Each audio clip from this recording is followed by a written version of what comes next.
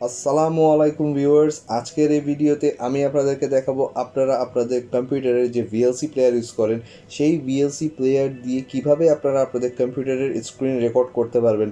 আপনারা কিন্তু দেখবেন, খেয়াল করে যারা আইটি সাপোর্টে কাজ করেন আর অফিসিয়ালি নানা রকম কম্পিউটারে আপনাদের কাজ থাকে, সেক্ষেত্রে কিন্তু দেখবেন যে মোস্ট অফ দ্য কম্পিউটারে কিন্তু ভিএলসি প্লেয়ার আমাদের লাগে, কারণ এই ভিএলসি প্লেয়ার দিয়ে আমরা বেশিরভাগ ভিডিও ফরম্যাটই প্লে করতে পারি। সো এই ভিএলসি প্লেয়ার যেহেতু আমাদের মোস্ট অফ দ্য পিসিতে থাকে, আমি মনে করি আপনারা এই স্ক্রিন রেকর্ড অপশনটা যদি জানতে পারেন এই ভিএলসি প্লেয়ার দিয়ে কীভাবে করবেন, এটা আপনাদের জন্য অনেক কাজে লাগবে। সো আসুন তাহলে আমি আপনাদেরকে দেখাই কিভাবে আপনারা ভিএলসি প্লেয়ার দিয়ে আপনাদের কম্পিউটারের স্ক্রিন রেকর্ড করে নিতে পারবেন। সো ভিউয়ার্স, আপনারা আপনাদের ভিএলসি প্লেয়ার ওপেন করে ফেলেন স্ক্রিন রেকর্ডের জন্য, এবং ওপেন করার পর বাম দিকে কোনায় দেখতে পাবেন মিডিয়া নামে একটি অপশন আছে। সেই মিডিয়া অপশনে ক্লিক করলে আপনারা তার মধ্যে আরেকটি অপশন পাবেন, সেটার নাম হবে হচ্ছে ওপেন ক্যাপচার ডিভাইস। এই অপশনটাতে ক্লিক করার পর আপনারা দেখতে পাবেন একটি উইন্ডো বক্স ওপেন হয়ে যাবে আপনাদের সামনে। সেখানে আপনারা আরেকটি অপশন দেখতে পাবেন, ক্যাপচার মোড। আপনারা দেখতে পাচ্ছেন এখানে ক্যাপচার মোড নামে একটা অপশন আছে, আমি একটু জুম করে আপনাদের দেখাই। এই ক্যাপচার মোড যে অপশনটা থাকবে, সেখানে ডান দিকে দেখবেন একটা ড্রপডাউন মেনুর মতো একটা ওপেন হবে। ক্লিক করলে সেখানে আপনারা দেখতে পাবেন ডেস্কটপ আছে, লাস্ট অপশন যেটা ডেস্কটপ, সেটাকে সিলেক্ট করতে হবে। সেটাকে সিলেক্ট করার পর আপনারা আরেকটি অপশন সামনে চলে আসবে, আপনি দেখতে পাবেন নিচের দিকে। আপনারা দেখতে পাচ্ছেন আমরা কিন্তু ভিডিও রেকর্ডের সময় এফপিএস একটা হিসাব আছে যে 30 এফপিএস হয়ে থাকে সাধারণত, বাই ডিফল্ট আমরা করে থাকি। এছাড়াও আমরা যদি গেমিং কোনো কিছু রেকর্ড করি তখন কিন্তু 60 এফপিএসে রেকর্ড করে থাকি। সো আমি এখন এই রেকর্ডটা করব 30 এফপিএসে। সো আমি এখানে এডিট করে সেখানে 30 এফপিএস করে দিব। সো 30 এফপিএস করার পর আমাদেরকে যেটা করতে হবে, আপনারা দেখতে পাবেন নিচে একটা অপশন আছে, সেটা লেখা আছে বাটনে প্লে। এই প্লে বাটনের নিচে দেখবেন, নিচে না কিছুটা ডান দিক সাইডে একটা অ্যারো বাটন আছে। অ্যারো বাটনে ক্লিক করার পর লাস্টে আপনারা দেখতে পাচ্ছেন এখানে কনভার্ট নামে একটা বাটন আছে। সেখানে ক্লিক করলে আপনাদের সামনে চলে আসবে আরও বেশ কিছু অপশন। এই অপশনে আপনাদেরকে সিলেক্ট করে নিতে হবে আপনারা কোন ফরম্যাটে ভিডিওটাকে রেকর্ড করতে চাচ্ছেন, স্ক্রিন রেকর্ডটা। সেটার জন্য আপনারা এখানে প্লাস চিহ্ন দেখতে পাচ্ছেন, এই প্লাস চিহ্নতে ক্লিক করলে আরও বেশ কিছু ভিডিও ফরম্যাট আপনাদের সামনে চলে আসবে। সো আমরা সাধারণত স্ক্রিন রেকর্ডটা বাই ডিফল্ট MP4 ফরম্যাটেই করে থাকি। সো আমি এখানে MP4ই সিলেক্ট রাখলাম।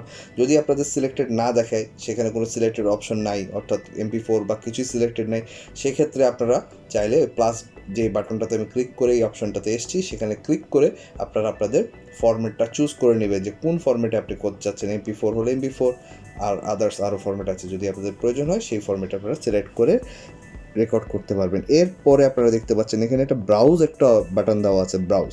এই ব্রাউজ বাটন হচ্ছে আপনি কোথায় এই রেকর্ডটাকে সেভ করতে চাচ্ছেন। ফর এক্সাম্পল আমি এখানে ডেস্কটপ দিচ্ছি, আপনারা চাইলে আপনাদের যে কোনো ড্রাইভ শো করে দিতে পারেন যে এই ড্রাইভে এই নামে সেভ করব। সো অবশ্যই এখানে আগে নামটা দিয়ে দিতে হবে, কী নামে সেভ করবো। আমি ডেস্কটপ সিলেক্ট করলাম, দেন আমি এখানে একটা নাম দিয়ে দিলাম, একটা ফর এক্সাম্পল ভিডিও দিলাম নাম। সো এটা দিয়ে দিলে আমার এখানে কাজ শেষ। এরপরে জাস্ট আমি ওকে দিয়ে বেরিয়ে গেলেই দেখতে পাচ্ছেন এখানে কিন্তু শো করছে .mp4। সো এই ফরম্যাটে এটা রেকর্ড হবে। দেন আমি এখানে স্টার্টে ক্লিক করব। ওকে, এখানে আমরা স্টার্টে ক্লিক করব। দেন আপনারা একটু বাম দিকে খেয়াল করবেন, প্লেয়ারের এখানে দেখতে পাচ্ছেন এখানে কিন্তু টাইমিং শুরু হয়ে গেছে।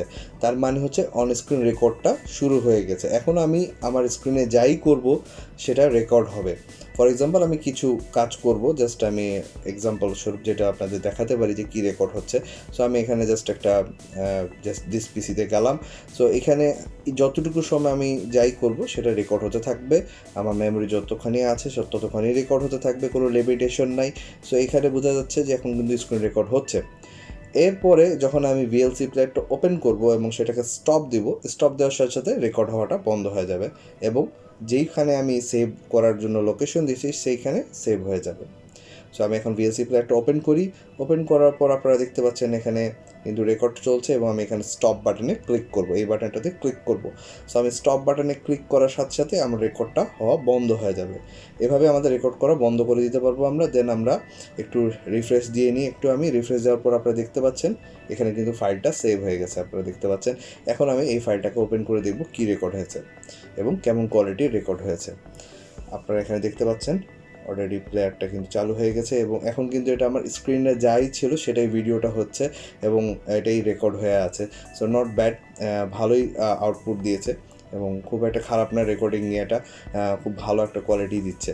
সো আপনারা এভাবে আপনাদের প্রয়োজনীয় যে কোনো স্ক্রিন রেকর্ড আপনারা খুব সহজেই কিন্তু একটা ভিএলসি প্লেয়ার দিয়ে করে ফেলতে পারছেন। এর জন্য আপনাকে আলাদা করে কোনো রেকর্ডার ইউজ করতে হচ্ছে না। সো একটা খুবই ইম্পর্টেন্ট জিনিস আমার কাছে মনে হলো, তাই আপনাদের সাথে শেয়ার করা। আশা করি আমার এই ভিডিওটি আপনাদের ভালো লাগবে। যদি ভালো লেগে থাকে প্লিজ লাইক এবং শেয়ার করবেন আমার ভিডিওটি। আর এখনও আমার এই চ্যানেলটি যারা সাবস্ক্রাইব করেননি প্লিজ সাবস্ক্রাইব করবেন সামনের আরও ভালো টেক ভিডিও দেখার জন্য। ধন্যবাদ।